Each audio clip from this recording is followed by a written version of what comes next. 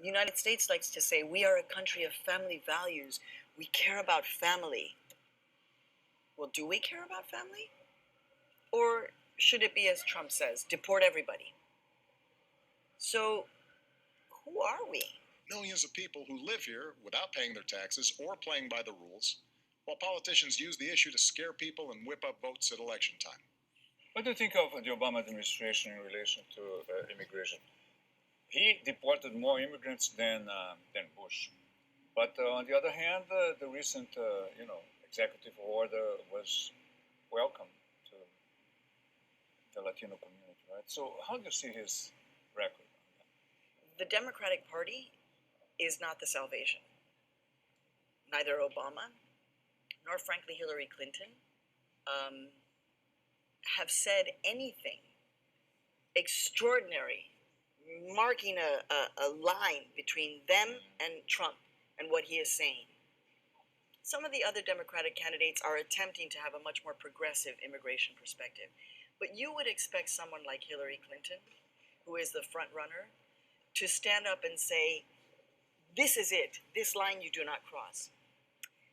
And she hasn't, nor has the Democratic National Committee, nor has, frankly, Obama called on the candidates to say, nobody. We have to keep the families together. But you're going to keep them together out. But they have to go. Donald Trump can say whatever he wants. He's not going to be able to win this presidency.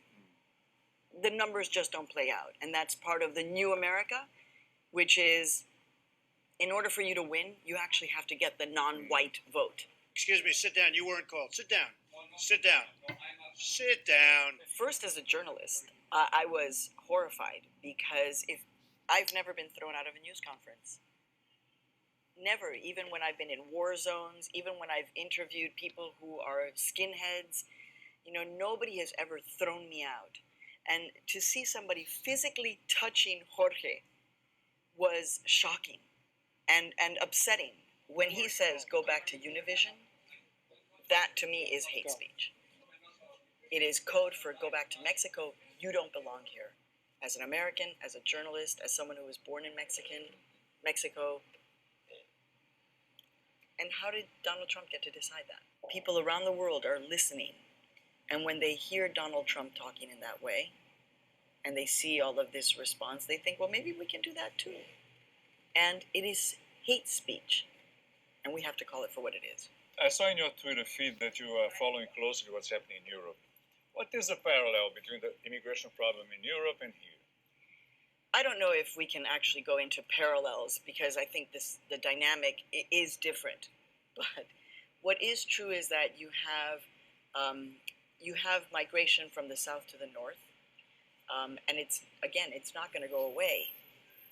My concern is that with the way he's speaking now, we can't separate what he's saying here from what is happening in Europe.